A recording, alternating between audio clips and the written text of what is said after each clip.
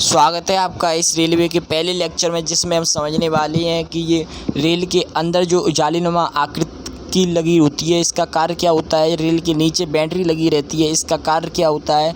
और जो screw coupler होता है उसका कार्य क्या होता है। रेल के अंदर लगी इस लाइट का क्या कार्य होता है। और वहीं left ear and right year rail पर क्यों लिखा रहता है। और उसकी की बात की जाए तो यहाँ पर साइड बफर जो आप देख पा रहे हैं ये रेल को किस कारण जोड़ते हैं। और वहीं एक्स रेल के पीछे क्यों लिखा रहता है। और रेल के इस तरफ जो सफ़ेद वाली रेलगाड़ी है उस पर ये पीली पट्टी क्यों है, इतनी लंबी जो पीली पट्टी है वो किस कारण होती है।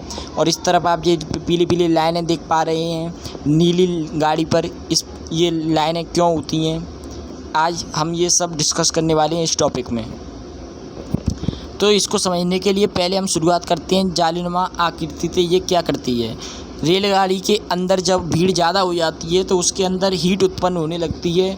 उस हीट को निकालने के लिए ये जाली लगाई जाती है। इसमें से ऊष्मा जब निकलती है तो आसानी से निकल जाती है और वातावरण में फैल जाती है। इसको ढकने के लिए फिर हम यूज करते हैं इस ढक्कन का। और इसको सारी सिस्टम जो जालीनुमा आकृति का होता है इसको बोला जाता है रूफ वैल्यूलिटेटर। रूफ वैल्यूलिटेटर क्या कार्य करता है, बस ऊष्मा निकाल देता है। अब उसके अंदर होता है एक पंखा। रेलगाड़ी के अंदर ये पंखों की 110 वोल्टेज बढ़ा दिया गया है। मतलब इसका वोल्टेज पहले कम था, अब 110 वोल्टेज पे ये चालू होंगे। ये सरकार की तरफ से क्यों किया गया, क्योंकि ज़्यादातर पंखे क्या होता था रेलगाड़ी से चोरी हो जाया करते थे। रेलगाड़ी से जब पंखे चोरी होने लगे तो सरकार को घाटा आने लगा। तो उसने एक दिमाग लगाया, उसने सोचा कि ज़्यादातर लोगों के घर में 220 वोल्टेज करंट यानी कि एसी जाता है। और जब लाइट चली जाती है तो वो ज़्यादातर 5 से 10 या 10 से 24 डीसी वोल्टेज तक करंट का उपयोग करते हैं।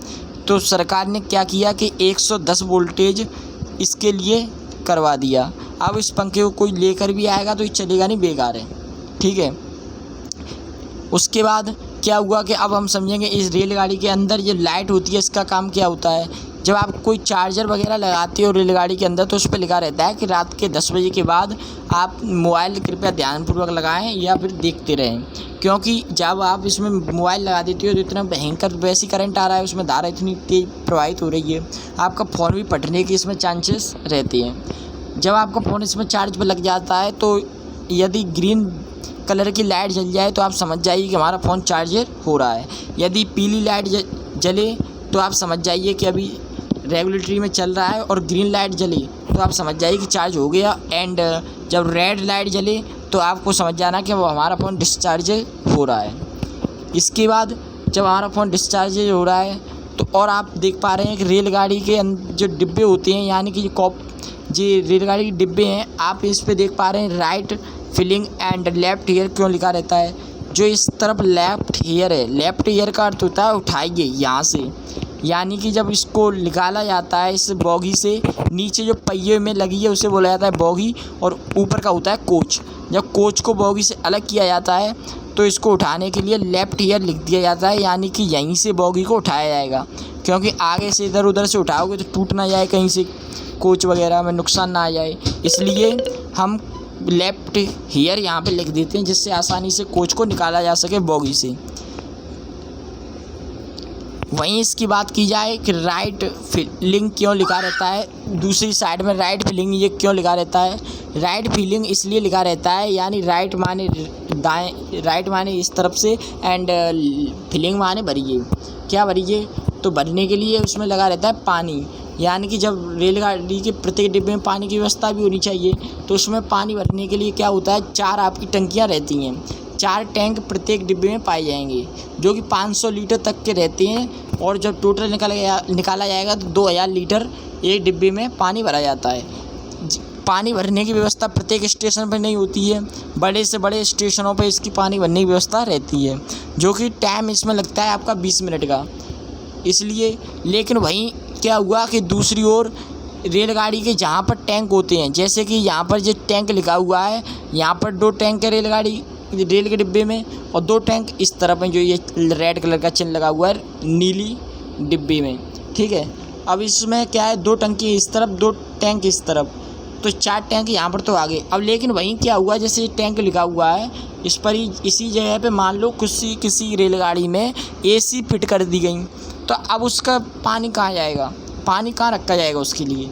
तो उसके लिए क्या हुआ कि जैसे यहाँ पे आप देख पा रहे हैं रेड कलर की रेलगाड़ी में जो ऊपर से ये लगा हुआ है चिन्ह, यहाँ पर आप देखिए ध्यान से, तो यहाँ पर एसी लगा दी गई है। एसी लगाने का ये संकेत रहता है, ये चपटा सा हो जाता है, ठीक है। यहाँ आप देख पा रहे हैं ये चपटी सी हो गई है जो रेड कलर की रेलगाड़ी। तो इसके लिए 2 टंकियों की कमी हो गई। तो 2 टंकियाँ अब कहाँ जाएंगी, तो 2 टंकियाँ लगा दी जाती हैं नीचे। जैसे आप देख पा रहे हैं नीचे लिखा हुआ है रेड कलर की रेलगाड़ी के पास वाटर टैंक। वाटर टैंक का जो निशान जा रहा है आप उसे ध्यान से देखिए। वाटर टैंक में ये जैसे ये लिखा हुआ है और यहाँ पर 2 टैंक आपको दिखाई दे रहे होंगे नीचे। इसमें ये ऊपर के जो 2 टैंक थे रेलगाड़ी के डिब्बे के अंदर वो नीचे लगा दिए, जिससे कि अब पानी इसके नीचे 2 टैंकों में रखा जा सके। और 2 टैंक लगा दिए उसके साइड में, ठीक है। यहाँ तक तो हो गया आपके चारों टैंक। ये पानी भरने की रही व्यवस्था। अब क्या होता है कि एसी, जो एसी लगाई गई हैं वो इसमें 2 एसी लगाई जाती हैं, जिसे बोला जाता है रूफ माउंटेड पैकेज यूनिट। यानी कि 2 इसमें जब एसी लगाई गई तो उसे बोला जाएगा, छत पे लगाई, इसकी रेल की छत पे लगाई जाती हैं तो उसे बोल दिया जाता है रूफ माउंटेड पैकेज यूनिट। अब इसकी कैपेसिटी कितनी होती है, यानी भरने की क्षमता या धारणा कितनी रहती है, 60 टन का ये एक रहता है। यानी कि एक एसी 60 टन का रहता है। और 2 ये कितने हो गए, तो ये हो गए आपके 14 टन के, ठीक है, जो कि 715 वोल्टेज से चलती हैं। एक में धारण करने की यानी धारिता, जितनी भी धारिता नहीं कहनी चाहिए, मतलब कि जो वो होती है लाइट वगैरह, वो इसमें 7 टन का मतलब एक ही में वजन रहता है। कैपेसिटी यानी कि वजन एक में 7 टन का रहता है और दूसरी 14 टन, दोनों को मिलाकर 14 टन रहता है। अब जब इसमें ये बात हुई तो पानी वगैरह की व्यवस्था है। ज़्यादातर पानी का यूज इसमें किस लिए किया जाता है, टॉयलेट वगैरह के लिए, क्योंकि पानी वगैरह पीते तो इसमें नहीं है, तो टॉयलेट वगैरह के लिए इसका ज़्यादातर उपयोग किया जाता है। तो टॉयलेट की बात करें तो रेलगाड़ी के आपने पहले देखा हुआ, रेलगाड़ी के पीछे ओपन डिस्चार्जेस टॉयलेट लगा रहता था। यानी कि जिसने टॉयलेट वगैरह की वो तुरंत वहीं रेल पर पटरियों पर गिर जाता था। लेकिन सरकार ने फिर सोचा कि इससे गंदगी वगैरह ज़्यादा हो रही है और स्टेशन पर भी गंदगी रहती है, तो नया एक और आया फिर उसके बाद टॉयलेट, उसे बोला गया कंट्रोल डिस्चार्ज टॉयलेट सिस्टम, यानी कि CDTS। ये क्या था कि स्टेशन पर जब आपकी रेलगाड़ी खड़ी रहती थी तो ये रोक कर रखता था टॉयलेट इसमें से ना निकले, क्योंकि स्टेशन पर गंदगी वगैरह ना हो, जिससे वहाँ पर लोगों को दूषित ना हो, लोगों को गलत महसूस नहीं करना पड़े और ऐसे गंदगी ना हो वहाँ पर। लेकिन फिर ये क्या था, गंदगी इसमें से टॉयलेट में से जाती कहाँ थी, तो ये इसमें लगा हुआ था स्पीड 30 किलोमीटर। यानी कि जब तक रेलगाड़ी आपकी 30 किलोमीटर स्पीड पर नहीं चलती थी तब तक इसमें से ये नहीं निकलता था। तो क्या हुआ कि रेलगाड़ी स्टेशन पे तो गंदगी नहीं हो रही, लेकिन उससे दूर जाके तो रेल की पटरियों पर गंदगी हो रही है, जंग भी लग रहा है उससे। तो सरकार ने फिर दिमाग लगाया और फिर सोचा कि इस गंदगी कैसे हटाया जाए। तो सन 2011 में DRDO ने बनाया एक बायो टॉयलेट। बायो टॉयलेट क्या होता है, ये जीवाणु रहित होता है, यानी कि इसमें जीवाणु कुछ डाले जाते थे, जिससे कि अब बायो टॉयलेट जो आपका टॉयलेट वगैरह जितना मटेरियल था वो सब बैक्टीरिया के रूप में परिवर्तित हो जाता है और आसानी से बड़े ही जो हवा में मिश्रित हो जाता है, ठीक है। जो इसलिए अब ज़्यादातर रेलगाड़ियों में आप देखेंगे तो उसमें ज़्यादातर बायो टॉयलेट ही लगी रहती हैं। आप जब रेलगाड़ी के डिब्बे के अंदर जाओगे तो आप उसमें आसानी से पता नहीं कर पाओगे, क्योंकि ये जनरल है और ये साधारण है, तो आप इसमें पता नहीं कर सकते हो कि ये आपका बायो टॉयलेट है या डिस्चार्ज जो ओपन टॉयलेट है, कौन सा टॉयलेट है। तो इसको समझने के लिए आपको रेलगाड़ी के डिब्बे से बाहर ही आना होगा, फिर उसमें से देखना वो ओपन डिस्चार्ज टॉयलेट है या कंट्रोल डिस्चार्ज टॉयलेट है या फिर बायो टॉयलेट है। उसके लिए आपको रेल के नीचे से ही चेक करना होगा। लेकिन आपने रेलगाड़ी के अंदर जो इस तरह का लिखा देखा होगा, यानी कि नीली पट्टी देखी होगी, ये किस लिए होती है, ये आपको बताती है कि इसके अंदर जो आप जनरेटर कार यानी कि जो इसमें विद्युत धारा जा रही है वो विद्युत धारा सारी इसी बॉक्स से जाती है। यानी कि यही कोच है जिसमें कि विद्युत धारा है, यानी कि सारा का सारा जितनी भी लाइट वगैरह है वो सबरी रेलगाड़ी को चलाने की इसी डिब्बे में रखी जाती है। जनरेटर कार जिसे बोला जाता है, जनरेटर कार इसी में रहता है आपका, जो कि 750 वोल्टेज लेके चलता है। यानी कि AC वगैरह जब 750 120 वोल्टेज पर जब आपके पंखे चल रहे हैं तो 750 वोल्टेज तो रखेगा ही फिर उसके पास, ठीक है। लेकिन जो बड़ी रेलगाड़ियाँ होती हैं उसमें आपका ये भी सामान रखने की व्यवस्था रहती है, यानी खाने वगैरह की, तो उसमें एक पेंट्री कार भी रहती है। एक डिब्बा आपका पेंट्री कार का भी रहता है बड़ी गाड़ियों में, जिससे कि आपको खाना सर्व करवाया जा सके। ये आप देख सकते हैं इमेज में, यहाँ खाना बनाया जा रहा है, ये उसके सर्व वगैरह और कुकिंग वगैरह के मेंस हैं। और इसकी बात की जाए तो आप यहाँ देख सकते हैं रेलगाड़ियों को किसके कारण जोड़ा जाता है। तो यहाँ पर आपको ये दिखाई दे रहा हो स्क्रू कॉपलर। सबसे पहले रेलगाड़ियों को 2 डिब्बों को जोड़ने के लिए स्क्रू कॉपलर का यूज किया जाता था। इससे क्या होता था कि इसकी जो नीचे ये चेन से लटकी हुई है, ये कभी कभार गाड़ी रुकने पर एक दूसरे के डिब्बे को अटकने पर, झटका देने पर, यानी कि एक संकेत रहता था। लेकिन क्या हुआ, फिर इसमें थोड़ा बहुत सुधार किया गया और फिर लाया गया साइड बफर। और साइड बफर क्या करता था कि ये स्प्रिंग रहती थी 2, जिससे कि एक जब डिब्बा आपस में टकराए तो एक डिब्बा दूसरे डिब्बे को धक्का दे। लेकिन ये भी फिर क्या था, इसमें लोहे की बर्बादी और भी फिर दोबारा स्क्रू कॉपलर नीचे से लगाना पड़ता था। तो इसको बचाने के लिए फिर लाया गया आपका जो, जैसे कि पीली पट्टी दिखाई दे रही है, जैसे यहाँ पीली पट्टी दिखाई दे रही है, ये क्यों दिखाई दे रही है, इसके लिए लाया गया CBC centre buffer coupler. CBC centre buffer coupler क्या है कि जो कि आपके कम लोहे में आपके डिब्बों को आपस में कनेक्ट करता है। जैसे आप यहाँ देख पा रहे हैं, कोई भी इसमें साइड बफर नहीं है, केवल सेंटर बफर कॉपलर है। इसमें साइड बफर लगा हुआ था नीली जो रेलगाड़ी है, लेकिन इसमें से अब हटा दिया गया है, केवल सेंटर बफर कॉपलर है। सेंटर बफर कॉपलर को दर्शाने के लिए हम पीली पट्टी का यूज पीछे इस लाइन्स का करते हैं। अब रेलगाड़ी पे आपने ये देखा होगा जो 5 नंबर दिखाई देते हैं, ये क्या हैं? ये 5 नंबर होती हैं रेलगाड़ी पर। शुरुआती 2 नंबर तो आपके बताते हैं ये रेलगाड़ी कौन सी सन में बनी है, और उसके बाद जो 3 नंबर रहते हैं रेलगाड़ी के वो बताते हैं कि इस सन का टाइप कौन सा, यानी प्रकार कौन से हैं। जैसे कि आप AC क्या होता है कि 1 से 200 के बीच में नंबर जितने भी आएंगे वो AC वाले कोच रहेंगे, ठीक है, डिब्बा, यानी कि वो 1 से 200 के बीच में जो भी डिब्बा आएगा नंबर पे वो AC कोच रहेगा।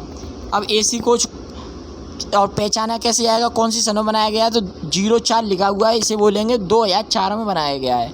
और 0 से 52 और 52 जो है वो 1 से 200 के बीच में ही है, इसलिए इसे बोला जाएगा कि ये AC कोच है।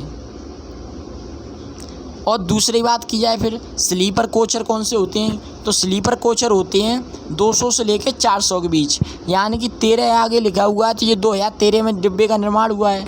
और 328 का मतलब है 200 से ज़्यादा है और 400 से कम है, तो 328 स्लीपर कोचर को दर्शाता है कि ये स्लीपर कोचर डिब्बा है, ठीक है। और उसके बाद आता है आप स्लीपर कोचर में आप देख पाएंगे जैसे कि ये इसमें कुछ डिब्बे कनेक्ट रहती हैं, आप एक डिब्बे से दूसरे डिब्बे में जा सकते हैं। ये फर्स्ट इमेज आप यहाँ पे देख पा रहे होंगे। उसके बाद ये सेकंड इमेज में आप यहाँ देख सकते हैं ये जोड़ा गया है डिब्बों को किस तरीके से, और यहाँ पर जो फिर वो लगाया गया है आपका वही डिब्बा। और यहाँ पर ये दर्शाता है कि ये रेड कलर की पट्टी है वो स्लीपर कोचर है। एंड स्लीपर कोचर में ज़्यादातर क्या होता है कि डोर 2 रहती हैं, यानी कि दरवाजे इसमें 2 ही दरवाजे रहते हैं एक डिब्बे के अंदर। स्लीपर कोचर की ये एक खासियत है। उसके बाद बात की जाए 400 से ऊपर कौन सा कोचर रहेगा, तो जनरल कोच इसे बोला जाता है। जनरल कोच में 3 डिब्बे रहते हैं, 3 गेट रहते हैं एक डिब्बे के अंदर। क्यों रहते हैं, क्योंकि इसमें भीड़ ज़्यादातर रहती है, भीड़ को आसानी से निकलने में रास्ता मिल सके एंड चढ़ने में रास्ता मिल सके, इसलिए इसमें 3 डिब्बे लगा दिए जाते हैं। 400 से 600 के बीच में आने वाले कोच को हम जनरल कोच बोलेंगे, यानी कि जैसे यहाँ पे 2008 में इसका निर्माण हुआ है और 400 से लेकर 600 के बीच में, इसलिए इसे बोला जाएगा जनरल कोच। जनरल कोच में आप देख पा रहे हैं, देखो कितनी भीड़ है, इसलिए इसमें 3 डिब्बे लगाए जाते हैं। यहाँ आप देख सकते हैं 1 2 3, ये 3 गेट इसमें लगे हुए हैं एक डिब्बे के अंदर।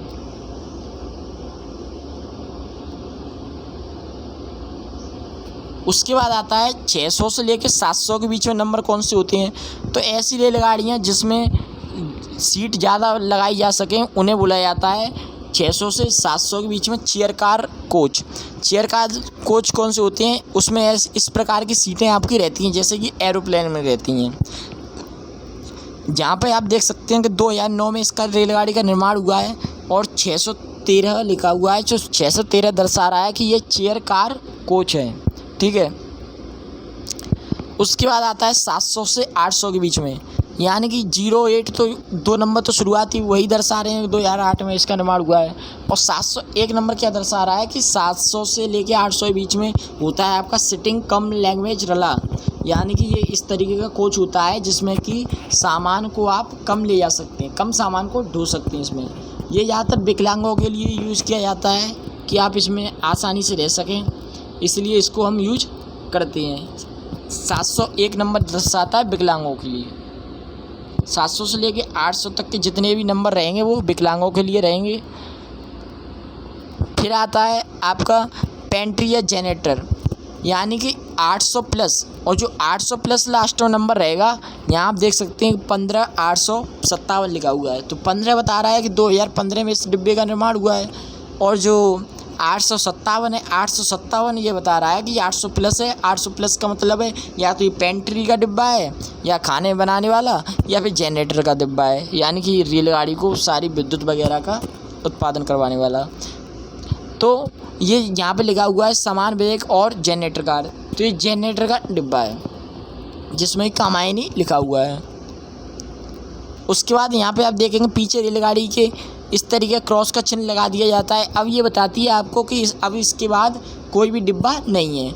जो लाइट लगी रहती है वो आपको लाइट वगैरह आपको रेलगाड़ी के पीछे दिखाई देती है, वो रात के समय में बताती है कि पीछे कोई रेलगाड़ी अगर आ रही हो तो उसे दिख जाए कि आगे रेलगाड़ी है। रात के समय ये लाइट काफ़ी दूर तक जाती है। वहीं इस पे एल भी पीछे लिखा देखा होगा, रेलगाड़ी के पीछे एल भी बताता है। एल मान होता है लास्ट और बी मान होता है व्हीकल। लास्ट व्हीकल बताता है रेलवे प्लेटफॉर्म पर जितने भी काम करने वाले होते हैं उनको कि अब हमारी रेलगाड़ी का अंतिम डिब्बा भी जा चुका है, आप बेफिक्र रहिए, हमारी रेलगाड़ी का डिब्बा कहीं भी टूटा बीच में से नहीं है। ठीक है, तो थैंक यू। मिलती है नेक्स्ट टॉपिक में ऐसे ही जानने के लिए। धन्यवाद।